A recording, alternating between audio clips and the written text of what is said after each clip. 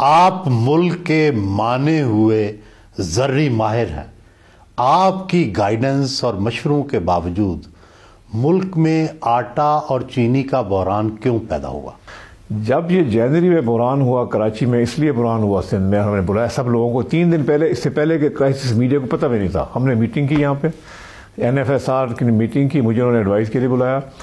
وہاں پہ پتہ لگا کہ 4 لاکھ ٹن میں سے صرف 1 لاکھ ٹن سٹاک اٹھایا تھا سندھ فوڈ ڈپارٹمنٹ نے، صرف 1 لاکھ. اس وجہ سے وہاں بحران ہوا تھا، وہاں شارٹیج ہو گئی تھی.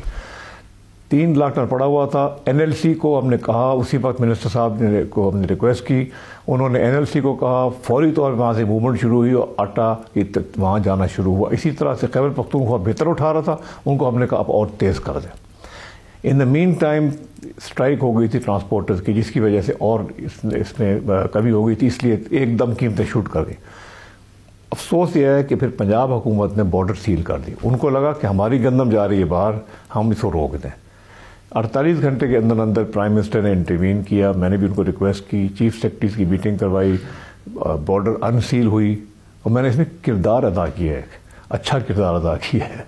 اور اس سے پھر آٹے، یہ گندم کی اور آٹے کی یہ آنا. تو آپ کے خیال میں جو ذمہ دار ہیں وہ سندھ حکومت ہے، پنجاب حکومت ہے؟ نمبر 1 نہیں، پنجاب حکومت نے، پنجاب حکومت نے اپنے آپ کو بارڈر تو سیل کیا نا، نہیں کرنا چاہیے تھا، مگر اپنے آپ کو بچانے کے لیے کہ آپ دیکھیں انہوں نے سبسڈی پہ وہ گندم دیتے ہیں، وہ نہیں چاہتے تھے کہ سبسڈی والی گندم چلی جائے. تو آپ کے خیال میں جو اصل بحران ہے وہ سندھ میں ہے؟ اصل بحران سندھ میں آج بھی آپ بیورو آف اسٹیٹسٹکس کا ڈیٹا میں نے ابھی چیک کیا ہے، 6 فروری کی رپورٹ ہے، جنوری کی رپورٹ میں دیکھی ہے، 6 فروری کی رپورٹ کی بات کرتا ہوں.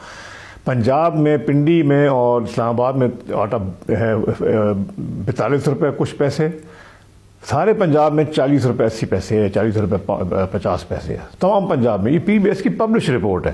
سندھ میں 58 روپے ہے، 60 روپے ہے. کیوں؟ آٹے کی قیمت وہی ہے، سبسڈی وہی ہے، سارا کچھ وہ ہے. وزیر اعظم عمران خان صاحب نے یہ کہا ہے کہ آٹا بحران میں آپ کا کوئی کردار نہیں ہے، تو کیا اس کا مطلب یہ سمجھا جائے کہ چینی بحران میں سے آپ کو کلیئرنس نہیں ملی؟ نہیں، آٹے کی رپورٹ ان کے پاس آ گئی ہے، چینی کی رپورٹ ان کے پاس آئے گی. مگر آپ کو میں یہ عرض کر دوں کہ بڑا سیدھا سادہ کام ہے. میں تو تھک گیا ہوں یہ بتا کے لوگوں کو. دیکھیں، چینی کی قیمت جو بڑی ہے نا، اس کا ڈائریکٹ فائدہ ہے زمیندار کو ہوا ہے. پچھلے سال 180 روپے کا گنا تھا، اس سال گنا شارٹ ہو گیا ہے، 20-25% شارٹ ہے گنا. اوپر سے ریکوری بھی کم ہے، یعنی کہ چینی کم بنے گی، گنا شاید 20% کم ہے، چینی شاید 30% کم بنے، جس وجہ سے گنے کی قیمتیں بڑھ گئی ہیں. جب ملیں شروع ہوئیں تو کاشتکار نے گنا کاٹنے سے انکار کر دیا. کچھ 40% چل رہی تھی، 50% چل رہی تھی. آہستہ آہستہ گنے کو کاشتکار نے کہا ہمیں پیسے زیادہ ملیں گے تو ہم گنا کاٹیں گے. اس وقت ایوریج 225-30 چل رہی ہے، اور اس پر لوگ 250 گنا خرید رہے ہیں. میں ریکارڈ پہ ہوں کہ چینی کی اگر آپ کو چاہیے کہ قیمتیں نیچے، آپ امپورٹ کے اوپر تمام ڈیوٹیز ہٹا دیں، آپ چینی کو امپورٹ ہونے دیں، نیچرل کمپٹیشن ہوگا ہم یہاں کی مینوفیکچر چینی سے، اور چینی کا ریٹ سٹیبل ہو جائے گا. اس کے علاوہ لیکن کیبنٹ نے تو اس کو اپروو نہیں کیا آپ کی تجویز کو. میں نے یہ تجویز دی تھی، مگر جن لوگوں نے فیصلہ کرنا تھا، میں کابینہ میں نہیں ہونا، یہ بھی کئی ہینڈی کیپ ہوتے ہیں. ایشو کیا ہے؟ وہ کہتے ہیں سٹاکس بہت ہیں اس وقت. ہاں بھائی ہیں، مانتے ہیں سٹاکس ہیں، مگر آپ نے مارکیٹ کو سگنل دینا ہوتا ہے کہ ہم برداشت نہیں کریں گے کہ آج سے 6 مہینے بعد بھی شارٹیج ہے چینی کی. اور ہمیں معلوم ہے کہ کیونکہ گنا کم تھا، ریکوری کم ہے، اس سال آپ کو چینی امپورٹ کرنے کی ضرورت پڑ سکتی ہے. ابھی سے کر لیں تاکہ آپ کی قیمتیں آج سے رک جائیں. ورنہ لوگ رسک نہیں لیتے. لوگ کہیں گے جب ہم نے منگا لی پھر چینی زیادہ بن گئی تو کیا ہوگا. تھوڑا سا رسک لینا چاہیے عوام کی خاطر کہ چینی کی قیمتیں نہ بڑھیں. بڑا آپ کا دل ہے، لیکن افسوس تو ہوتا ہوگا کہ PTI کی حکومت کا توتی بول رہا ہے، سارے وزیر جو ہیں وہ احکامات جاری کر رہے ہیں، اور آپ اس کے فاؤنڈر، آپ اس کے بانیوں میں، اس کی حکومت بنانے میں، اور آپ کا کوئی عمل دخل نہیں ہے. سوچتے ہیں بیٹھ کے، افسوس ہوتا ہے؟ بالکل دکھ ہوتا ہے، اور یہ بھی اس لیے بھی زیادہ ہوتا ہے کیونکہ ناانصافی تھی. میری کوئی غلطی نہیں تھی. میں نے جو پیسے باہر بھیجے تھے گھر خریدنے کے لیے، وہ جائز بینکوں کے تھرو بھیجے تھے. وہ جو گھر کی ویلیو تھی وہ میں اپنے بچوں کی اسٹیٹمنٹس میں، انکم ٹیکس اسٹیٹمنٹس میں ڈکلیئرڈ تھا. صرف انہوں نے کہا کہ تم نے وہاں غلط ڈکلیئر کیا، تم نے اپنے میں ڈکلیئر کرنا چاہیے تھا، تم ساری زندگی کے لیے نااہل ہو جاؤ. خدا کا خوف کریں، یہ بھی کوئی فیصلہ تھا. حیران ہوں میں ایک ایسی سپریم کورٹ پہ جس نے ایسا فیصلہ کیا ہو، مگر میں صابر آدمی ہوں، صبر کرنے والا آدمی ہوں، اس میں بھی اللہ تعالیٰ کی بہتری ہوگی، میں چپ کر کے بیٹھا ہوں، دکھ مگر مجھے بہت ہے۔ کیا کبھی وزیر اعظم سے بات کی کہ قانون سازی کی جائے پارلیمنٹ میں اور آپ کی جو نااہلی ہے اس کو ختم کیا جائے اور آپ تاکہ تحریک انصاف کے فیصلوں میں شریک ہوں، اس کی حکومت جو ہے اس کو افیکٹو بنانے میں کارگر ثابت ہوں؟ میری عادت نہیں ہے کہ میں اپنے لیے اس طرح کی کوئی چیز مانگوں، جس نے کرنا ہوگا وہ خود کرے گا، میں مانگوں گا کبھی نہیں۔ لیکن کبھی یہ معاملہ زیر بحث آیا وزیر اعظم سے؟ میرے سے زیر بحث کبھی نہیں آیا، کسی اور نے بھی نہیں کبھی زیر بحث لایا؟ بہت لوگ یہ بات کرتے ہیں میرے سے آ کے، اس کمرے میں بیٹھ کے لوگ آ کے بات کرتے ہیں، وزیر اعظم سے بات نہیں ہوئی؟ نہیں، شاید یہ میرا مسئلہ جو ہے کہ اگر میرے ساتھ ہوگا کچھ اچھا تو شاید نواز شریف کے ساتھ بھی شاید اچھا ہو جاتا ہے، یہ وجہ ہے کہ جو رکاوٹ ہے، مگر میں نے کبھی وزیر اعظم سے بات نہیں کی۔ آپ ہمیشہ جتنی مخلوط حکومت کی جماعتیں ہیں ان کے ساتھ مذاکرات کرتے تھے، حکومت سازی کے لیے آپ نے ان سے مذاکرات کیے، چاہے وہ بلوچستان تھا چاہے پنجاب، کیا ایسا ہوا کہ آپ کو اس کمیٹی سے فارغ کر دیا گیا؟ آپ کی کیا غلطی تھی؟ غلطی میری کوئی نہیں تھی، تمام پارٹی کے ساتھ، آپ کو یاد ہے کہ حکومت بنانی تھی تو میں جہاز پہ ہر جگہ پہنچ گیا تھا، ان ٹائم پہنچا تھا، اور ایسی مذاکرات کیے تھے کہ اسی وقت بیٹھ کے منوا کے ہاں کروا کے اٹھا تھا، ویسے اٹھتا نہیں تھا، یاد ہے آپ کو ان باتوں کا؟ میں ایک ہفتے کے لیے باہر چلا گیا، پیچھے یہ ہو گیا، مگر کوئی فرق نہیں پڑتا مجھے مجھے کوئی اس کا فکر نہیں ہے۔ لیکن کہا یہ جاتا ہے کہ جی آپ اتحادیوں کی زیادہ حمایتی تھے اور پی ٹی آئی کا موقف اتنے زور سے پیش نہیں کرتے تھے۔ اگر میں پی ٹی آئی کے موقف زور سے پیش نہ کرتا ہوتا تو یہ حکومت نہ بنتی۔ میں نے جو بھی کیا بالکل صحیح کیا، اور یہ جو سب لوگ جا کے ابھی مذاکرات کر رہے ہیں نا، یہ جو ہم ان کے ساتھ ایگریمنٹ کر چکے تھے اس سے 1 انچ پیچھے نہیں ہٹ سکیں گے۔ اچھی بات تھی، میری اس میں موقف تھا جو میں نے پرائم منسٹر کو بتا کے گیا تھا، وہ یہ تھا کہ دیکھیں ہماری اس وقت کام کرنا ہے گورننس کا، ہماری پوچھ کچھ ووٹر کرے گا گورننس کے اوپر، ان لوگوں کو سنبھالیں، اگر یہ کچھ زیادہ مانگ رہے ہیں کوئی بات نہیں، ان کو دیں تاکہ 3 سال کے لیے آرام سے ہماری اس حوالے سے ہماری کولیشن رہ جائے، اسٹرانگ ہو۔ اب سب کو پتا ہو کہ یہ اسٹرانگ کولیشن ہے، روز روز کے مسائل نہیں ہوں گے۔ ہم نے 3 سال کا باقاعدہ ان کے ساتھ پروگرام بنایا تھا، یہ نہیں کہ سب کچھ ایک دم دے دو، 3 سال آپ ان کو کرنے دیں، ہم سمجھ جائیں گے، گورننس کریں، آپ صرف فوکس کریں عوام کو ریلیف دینے کے اوپر۔ اسد عمر کی سربراہی میں مقرر خزانہ ٹیم ناکام ہوئی، شاید حفیظ شیخ بھی کوئی کارنامہ نہیں دکھا سکے، آخر مسئلہ کہاں پر ہے؟ جو حالات ہمیں ملے تھے وہ اتنے زیادہ گھمبیر تھے اور اتنے زیادہ مسائل تھے کہ اس ملک کی اکانومی کو ٹھیک کرنے کے لیے 1-1.5 سال کافی نہیں ہے۔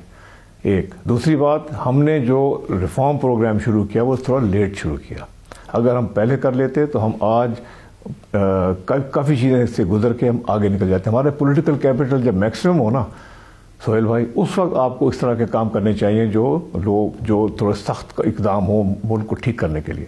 اس وقت بھی جو چیز کی جا رہی ہے، ملک اسی طرح ٹھیک ہوگا کہ آپ کی اکانومی سٹیبل ہو۔ جب تک سٹیبل نہیں ہوگی، جب تک آپ کے پاس دنیا سے لوگ آ کے مدد نہیں کریں گے، آپ کو انویسٹمنٹ نہیں آئے گی، جب تک آپ آگے نہیں چل سکتے۔ پی ٹی آئی کیوں مضبوط نہیں ہو سکی بطور جماعت؟ کہتے ہیں شاہ محمود قریشی اور آپ کا جھگڑا ہے، اسد عمر سے آپ کی مسابقت ہے، اس طرح کی لڑائیاں پارٹی کو مضبوط نہیں ہونے دیتی۔ شاہ محمود صاحب سے جو بھی میرے مسائل تھے ہم نے آج سے کئی مہینے پہلے سیٹل کر لیے تھے، وہ پہلے بھی میرے دوست تھے، بچپن سے میرے دوست ہیں، اور ہمارے اب کوئی مسئلہ نہیں ہے۔ اسد عمر صاحب سے میرے کوئی ایشو نہیں ہے اس وقت۔ میرا ایشو کیوں ہو سکتا ہے؟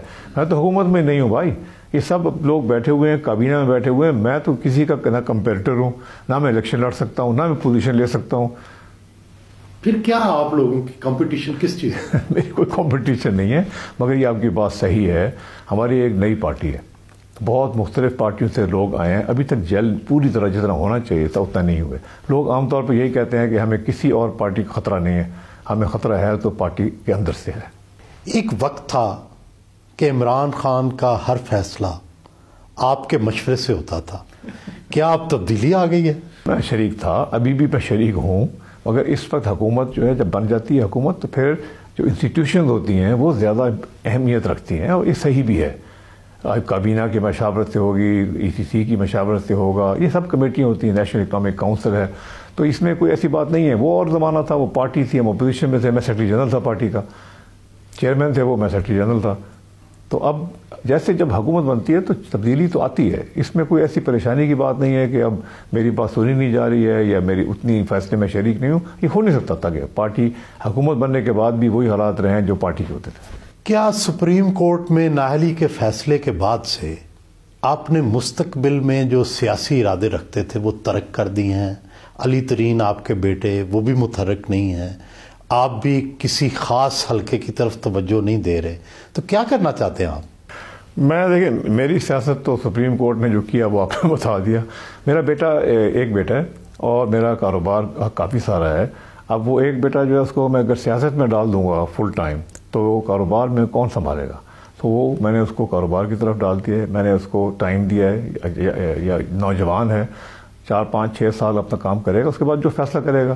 اپنا حلقہ جس نے مجھے ووٹ دیا، جس نے مجھے عزت دی، اس کو میں ابھی بھی سنبھال رہا ہوں اور میں وہاں پہ جتنی کوشش ہوتی ہے ڈیولپمنٹ کام کرنے کی، لوگوں کے کام کرنے کے لیے، اس کے لیے میں ہمیشہ حاضر ہوں. آپ سیاسی طور پر ہمیشہ ایک سیاسی تھرمامیٹر کی حیثیت رکھتے ہیں، آپ سرویز بھی آپ نے کروائے، بڑی آپ نظر رکھتے ہیں سیاست پہ. الیکشن کے وقت پی ٹی آئی جتنی مقبول تھی، کیا اب بھی اتنی مقبول ہے؟ مقبولیت کم ہوئی ہے یا وہیں کھڑی ہے؟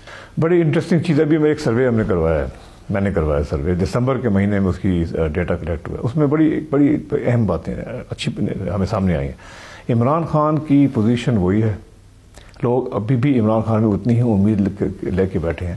پریشان ضرور ہیں اور وہ پریشانی بتاتے ہیں. مہنگائی کی وجہ سے سب سے زیادہ پریشانی ہے، نوکریاں نہ ہونے کی وجہ سے دوسری پریشانی ہے. مگر کمال کی بات یہ ہے کہ جو نون کی پاپولیرٹی ہے وہ زیادہ گری ہے اور اس کی وجہ بالکل سامنے ہے. یہ پارٹی جو نون ہے نا، یہ نواز شریف کے بغیر فارغ ہے.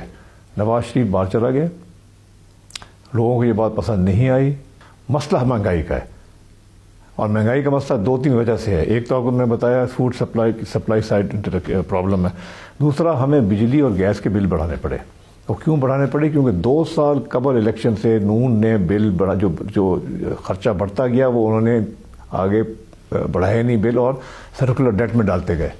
38 ارب روپیہ مہینے کی فلو تھی جب ہم آئے تھے. 100 ارب روپیہ گیس میں پرابلم تھا. آپ کا حکومت میں تو اثر کم ہوا، آپ خود بھی کہتے ہیں کہ یہ نیچرل ہے. ہاں بالکل. پارٹی پہ بھی آپ کا اثر ختم ہو گیا یا پارٹی پہ اب بھی اثر ہے آپ کا؟ نہیں، میں جب سے یہ میری فیصلہ آیا سپریم کورٹ کا، میں نے اسی وقت استعفیٰ دے دیا تھا. اور جب میں استعفیٰ دے دیتا ہوں نا سہیل بھائی، میں پیچھے نہیں دیکھتا. بس وہ ٹائم تھا، میں کام کر رہا تھا، ایک فیصلہ آ گیا، میرا عہدہ نہیں رہ سکتا، میں نے عہدے سے استعفیٰ دے دیا.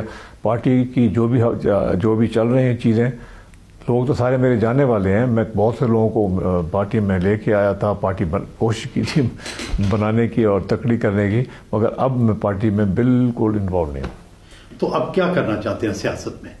سیاست میں کچھ بھی نہیں کرنا چاہتا. پاکستان کو میں چاہتا ہوں کہ ایک کامیاب ملک بن جائے. جو جس ریفارمز کے لیے ہم آئے تھے نا، وہ ہم ریفارم کر لیں. میرے لیے سب سے بڑی بات یہی ہوگی. اسی کے لیے میں کوشاں ہوں، جہاں مدد کر سکتا ہوں کرتا ہوں. ہم پاکستان کو تھوڑا سا بہتر کرنے نہیں آئے تھے، ہم پاکستان کو ٹرانسفارم کرنے آئے تھے، بدلنے آئے تھے. اگر نہیں بدل سکیں گے تو پھر یہ ہماری بہت بڑی فیلئر ہوگا. بہت بہت شکریہ جہانگیر ترین صاحب.